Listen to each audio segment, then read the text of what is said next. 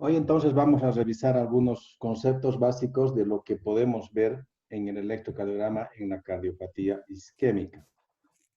Para lo cual, una vez más voy a insistir, tienen que tener una idea clara de lo que es un electrocardiograma normal en la mente y de acuerdo a eso ver las alteraciones compatibles con cardiopatía isquémica. ¿Qué vamos a analizar al ver la cardiopatía isquémica?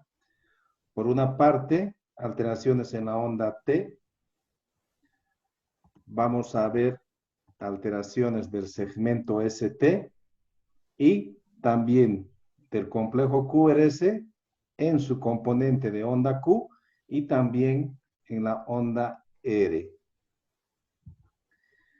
Clásicamente lo que se describe en los libros, aunque está discutido últimamente, es que la onda T representa alteraciones de tipo isquémica, el segmento ST, alteraciones tipo lesión, que sería un grado más avanzado de la isquemia, y finalmente cuando se altera el complejo QRS, sobre todo en su componente de la onda Q, hablamos de necrosis.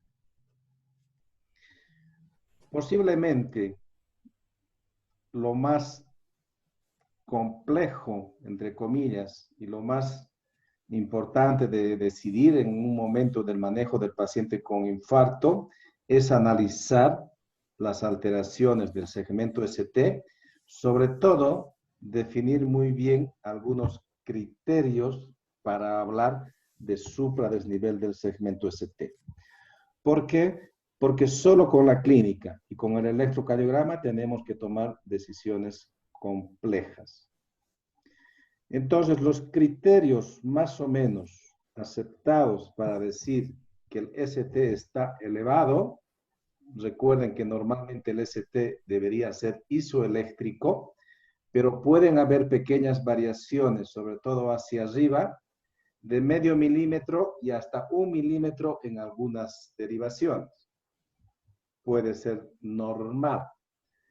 Por eso es que se considera anormal más allá de 1 milímetro o 0.1 milivoltios a nivel del punto J, que es la unión donde termina el complejo QRS e inicia el segmento ST. No es a este nivel ni a otro nivel, debe ser en la unión donde termina el complejo QRS y donde inicia la elevación del segmento ST. En todas las derivaciones debe ser más de 1 milímetro como criterio.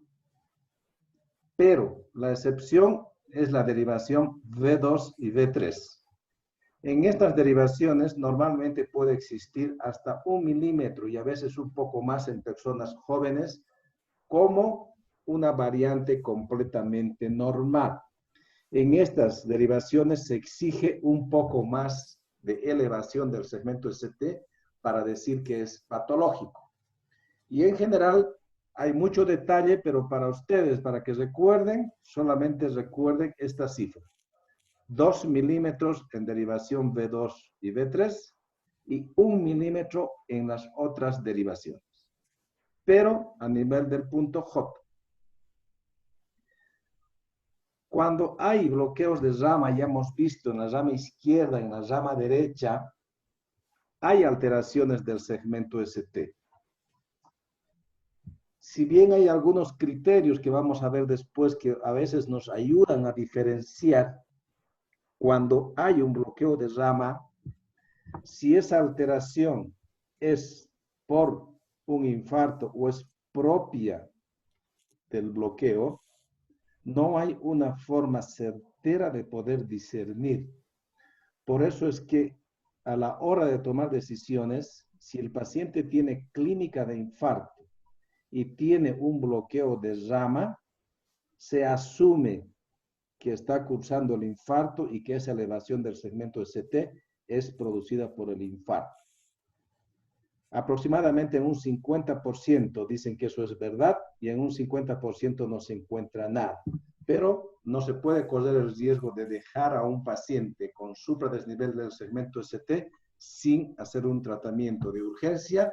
Por eso es que la recomendación es, si hay bloqueo de rama derecha, ese ST está alterado por el infarto si tiene clínica compatible.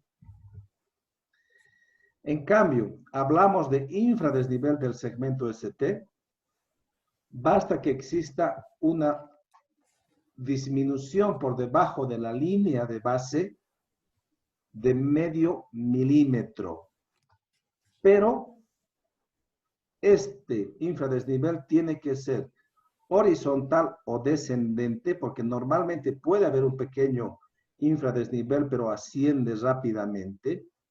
Para que sea patológico, tiene que ser horizontal, descendente y además tiene que durar por lo menos 2 cuadraditos, perdón, 0.08, para considerar que es patológico. No me voy a cansar en recalcarles esto. Un electrocardiograma es un examen complementario que tiene sus limitaciones.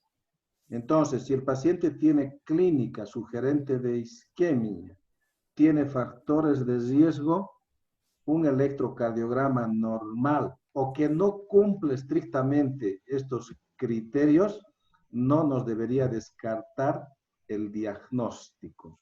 Y lo que hay que hacer es repetir los electrocardiogramas, a veces cada 15 o 30 minutos, de acuerdo a la clínica, y así tenemos más chances de poder detectar la alteración. Esto es para que vean ustedes cómo grandes libros, esto se ha publicado en 2018, y donde recalcan nuevamente cuál es la forma correcta de medir la elevación del segmento ST. Porque si nosotros medimos acá, vamos a tener otro valor. Peor aún si tomamos esto que ya es la onda T. Entonces debe ser a nivel del punto J y tomando en cuenta la línea de base más estable para medir la elevación del segmento ST. Acá está midiendo más o menos 2 milímetros, así que cumple perfectamente el criterio de elevación del segmento ST. Alteraciones en la onda T. La onda T se puede ir hacia abajo o se puede ir hacia arriba.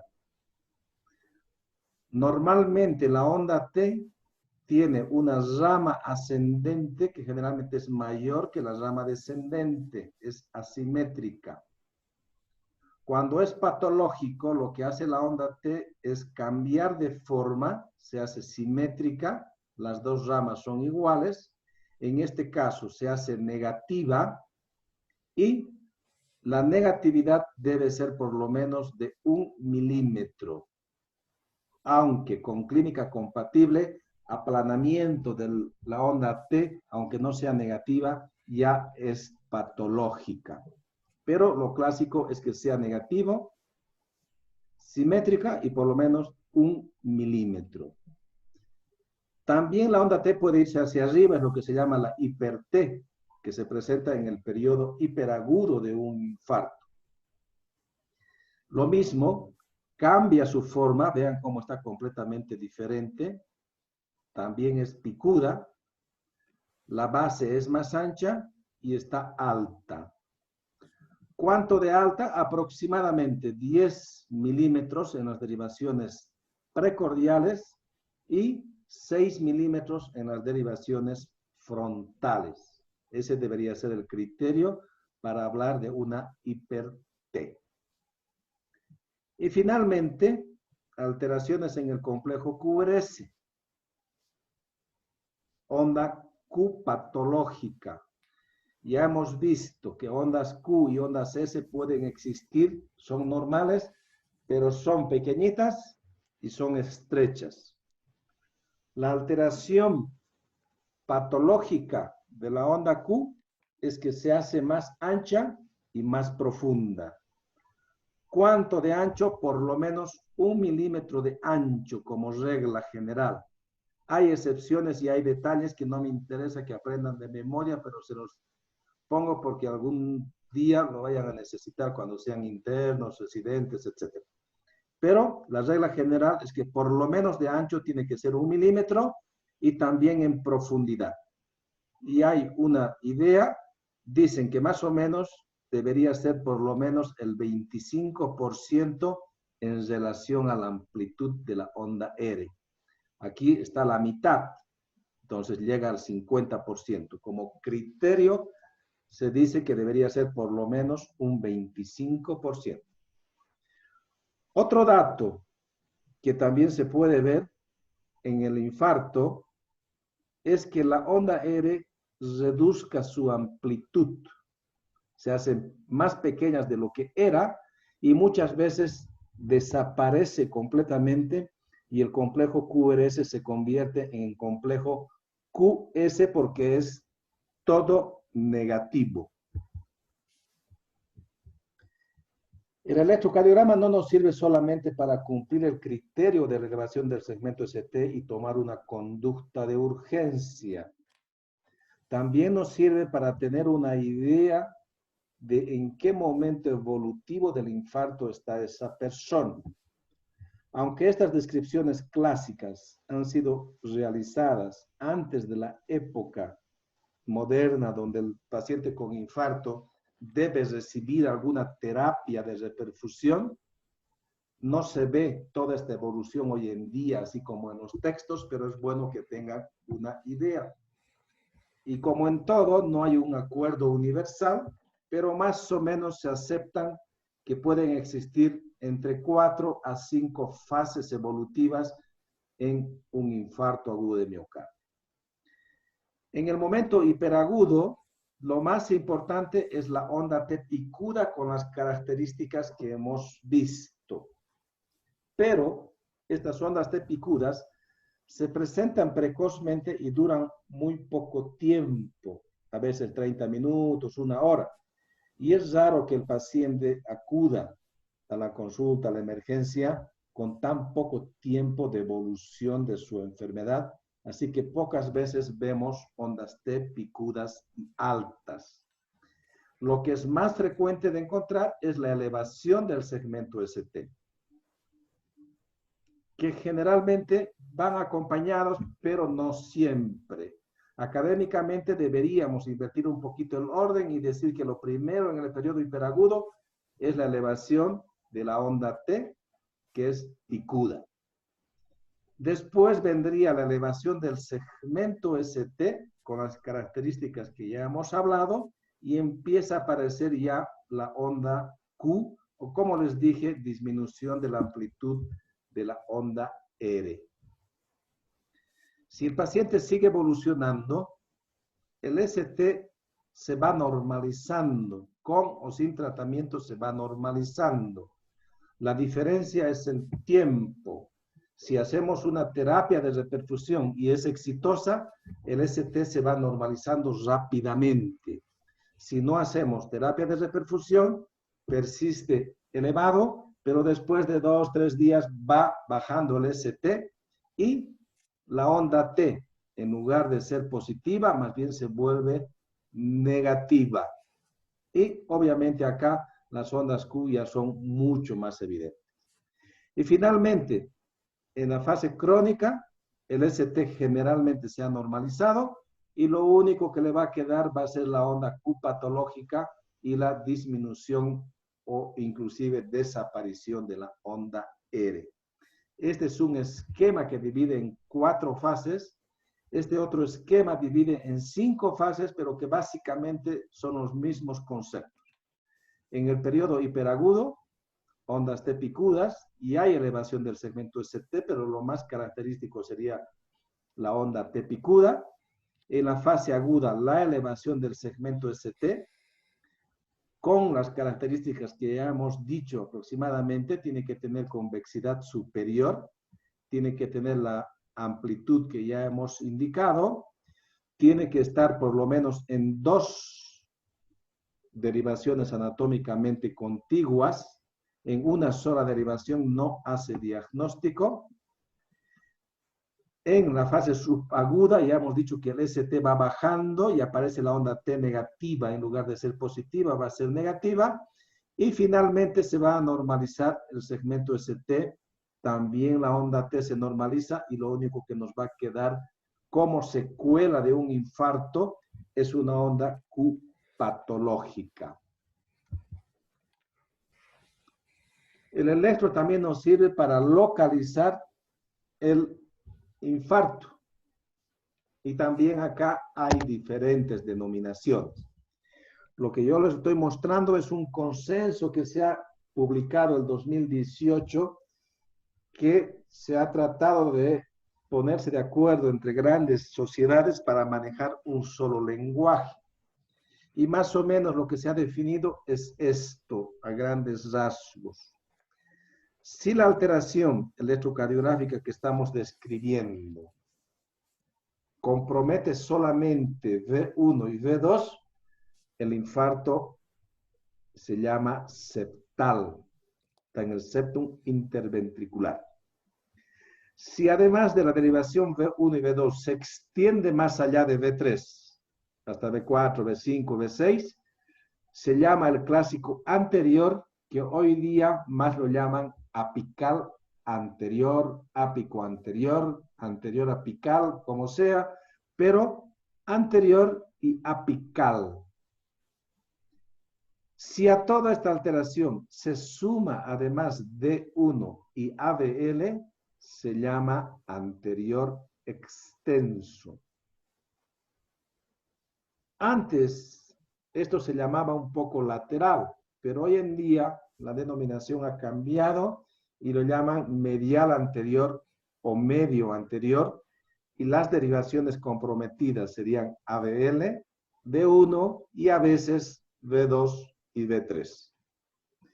En el otro segmento, las derivaciones clásicas D2, D3, ABF hablarían de un infarto inferior, y las derivaciones D1, ABL, B5 y B6 es un infarto lateral, y si combina los dos, pues es un inferolateral.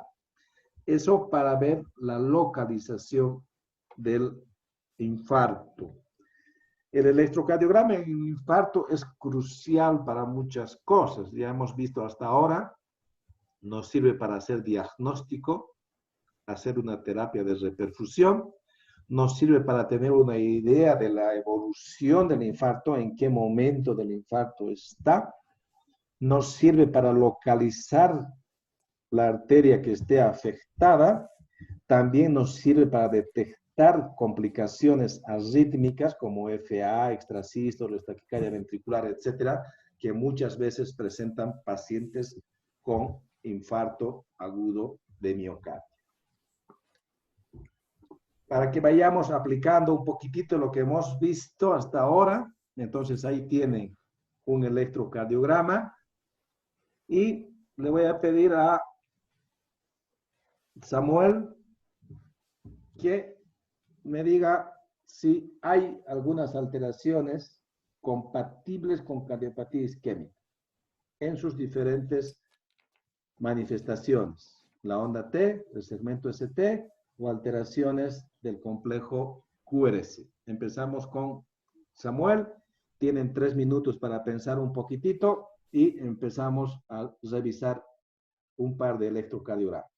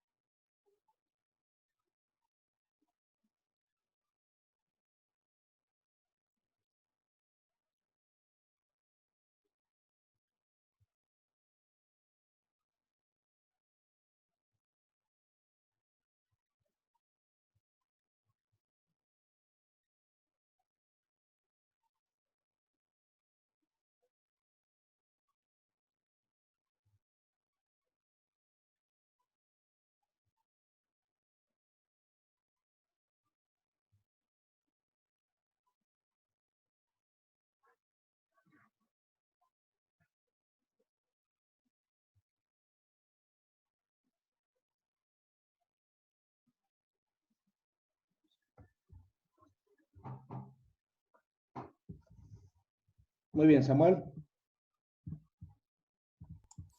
Doctor, no hay ninguna alternación compatible. No hay alteraciones compatibles con cardiopatía isquémica. No, no hay. Muy bien.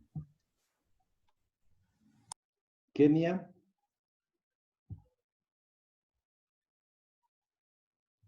Otros 3 minutos. Cierto.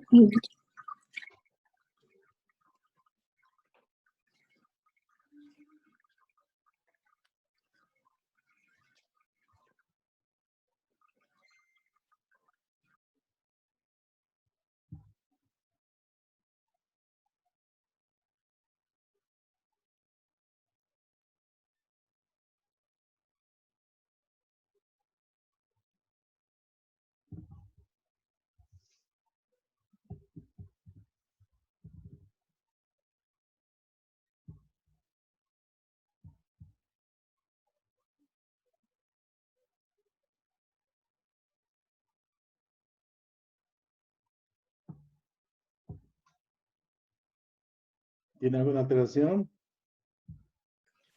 Sí, doctor, hay un infradesnivel del segmento ST Ya. en derivación de 1, por ejemplo. En D1 hay un infradesnivel, muy bien. Ya. ¿Dónde más hay Mm, infradesnivel? ay, Cuando vean en una D, alteración, tienen que buscar siempre las derivaciones que sean contiguas anatómicamente. Para eso deben recordar el esquemita que hemos visto dónde está cada una de las derivaciones. Entonces, D1 está pegado a ABL. Entonces, si en D1 ven una alteración, automáticamente deben buscar ABL. también hay un infradesnivel del segmento Muy ST. bien. Hay también infradesnivel del segmento ST, que cumple todos los criterios que hemos hablado. Mide 2 milímetros aproximadamente, es por lo menos horizontal, si es que no es un poquito descendente, y dura 2 cuadraditos. Entonces, cumple el criterio de infradesnivel del segmento ST. De acuerdo. ¿Qué alteraciones más hay en este electrocardiograma?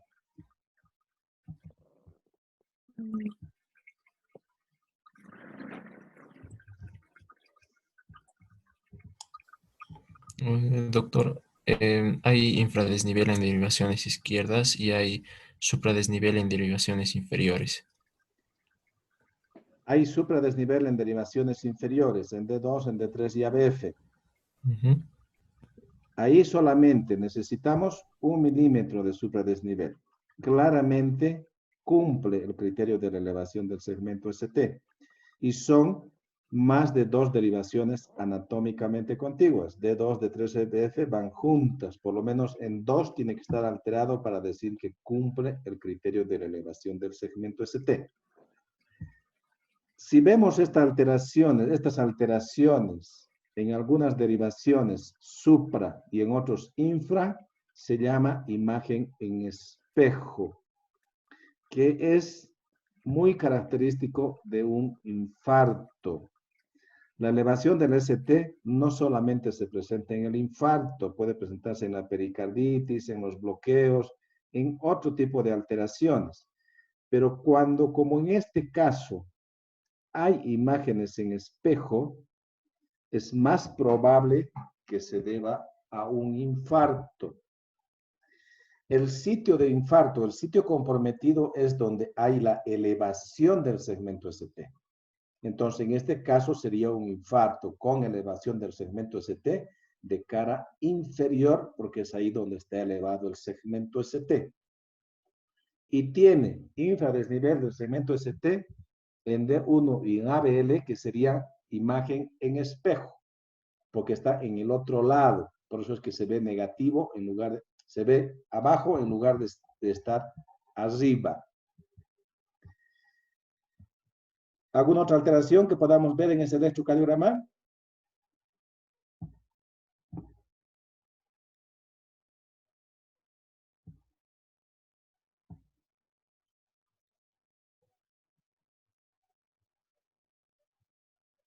No parece haber ninguna otra alteración importante. La onda T no cumple el criterio de ser hiper-T, así que no parece ser hiperaguda. ¿No es cierto? Entonces, Doctor, básicamente Sí. lo que tiene es infradesnivel. Podríamos decir que tiene una Q un poco más profunda en D3 y en ABF, no está muy ancha, no cumple mucho el criterio, sí digamos en amplitud, porque es más del 25%, pero no la veo muy ensanchada. Académicamente no cumple el criterio, pero bueno, si tienes un paciente compatible, pues ya debes sospechar que esto es por un infarto.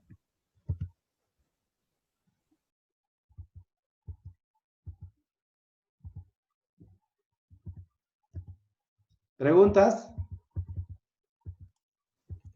doctor, una pregunta. Esa tabla que mostró de la localización era para todas las alteraciones, ¿no? Lo que Para refiere a todas las onda Q. alteraciones, exactamente, sí. Ah, no es específicamente para una. Ah, ya, está bien, No, doctor. no, cualquier alteración que veamos de la onda T, del ST o del complejo QRS es esa. Sí. Eh, mm, ¿Algo más? Sí, doctor, yo tengo una pregunta respecto al el electro que nos mostró ahora. Ujú. Eh, sí estoy de acuerdo en que hay infradesnivel en lo que es la derivación ABF, pero ABF, no, infradesnivel. ABL, no, ABL, Mm. doctor, Ujú. y pero en B1, doctor, solamente, no entiendo por qué también está tomando. ¿V1 o D1? Ahora sí entiendo. Le he escuchado B1, doctor. No, es D1 y ABL. Ya, ¿Estamos? doctor, gracias. Sí, sí, Entonces, esa era mi duda. anatómicamente, los que están próximos son D1 con ABL, D2, D3 con ABF, que están hacia abajo, ¿no es cierto?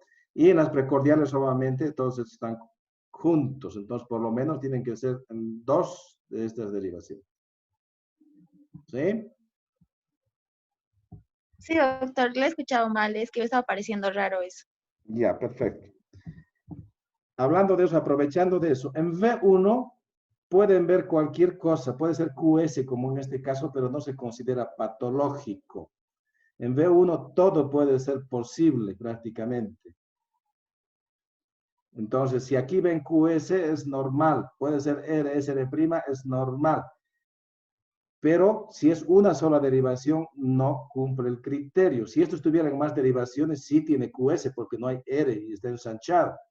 Pero si es V1 solamente, no cumple el criterio porque en V2 está prácticamente normal, la onda R no tiene ningún problema. V1 solito, no lo consideren como patológico que exista QS sin onda R. ¿Algo más? Doctor, una pregunta. Una onda T negativa bueno, sin clínica sería más para una angina, ¿no? Una isquemia sin infarto, ¿no, doctor? Una onda T negativa sin clínica puede significar muchas cosas. Puede ser sobrecargas, como hemos visto en las hipertrofias, puede haber alteraciones electrolíticas que producen eso, pueden haber algunos trastornos como la preexcitación en el Wolf que te produce eso, un daño miocárdico te puede producir eso, y algunos medicamentos te pueden producir eso. Entonces, las alteraciones electrocardiográficas hay que interpretarlas en el contexto clínico. Una T negativa en forma aislada no nos es específico absolutamente de ninguna alteración. No toda T negativa es secundario a isquemia.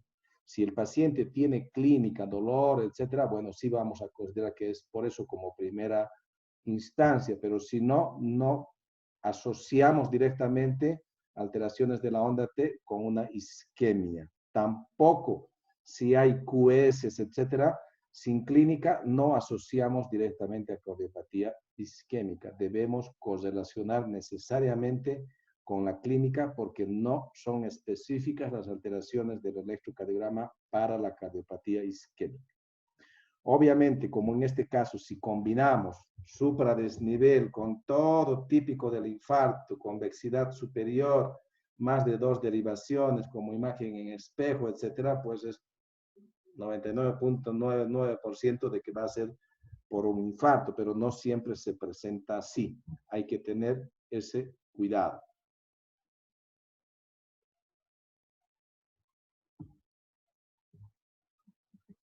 ¿Algo más?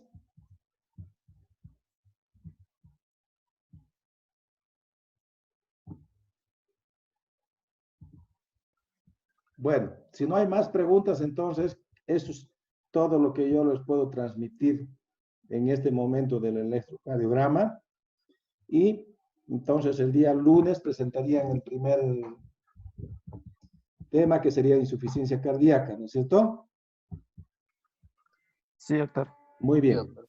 Nuevamente recalcarles conceptos básicos, claros, útiles, para que todos retengan y en primer lugar no se aplacen en el examen y en segundo lugar les pueda servir a futuro. Cualquier cosa me avisan si hay problemas de rotación, ya dije cualquier cosa para que coordinemos. Si no, el lunes yo voy a hacer la convocatoria para las 4. Está bien, doctor. Muy bien. Está bien, doctor. Que les vaya bien, que tengan buen fin de semana. Gracias, doctor. Gracias, Gracias, doctor. doctor. Hasta Gracias, luego, doctor. doctor. Doctor.